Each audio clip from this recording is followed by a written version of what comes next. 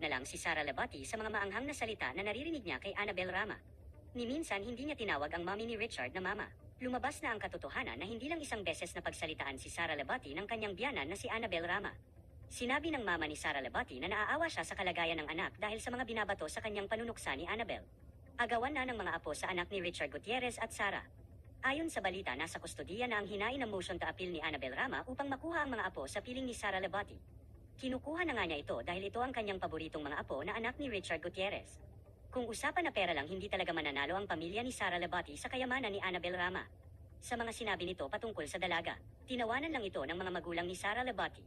Ngunit hindi pinalagpas ng tatay ni Sara na si Abdel ang mga panunuksa ni Annabel sa kanilang pamilya. Sinabihan ng tatay ni Sara si Annabel na asong kahol ng kahol. Isa lang sa mga sinabi ni Annabel Rama na naging problema ang pagdating sa Pilipinas ng mga magulang ni Sara upang manirahan na dito. Dito na nagkalamat ang relasyon ni Sara Labati between sa side ng mga Gutierrez. Kaya't naapektuhan na ang pagsasama ni Richard at Sara, na humantong na sa hiwalayan ng dalawa. Masama ito dahil apektado na ang bawat side at mga magulang nila. Say ng netizens, hindi na dapat mangialam ang bawat mga magulang nito dahil mas lalong maguguluhan ang sitwasyon sa mag-asawang Richard at Sara. Sa ngayon hinihintay ng publiko ang pagsasalita ni Richard Gutierrez hinggil sa isyu na mas kinampihan nito ang kanyang mami na si Annabel Rama. Matapos ang mga sinabi ni Annabel Rama, kasabay ng pag-post ni Sara Labati ng kanyang upcoming teleserye sa TV5 ang Lumuhad Ka sa Lupa.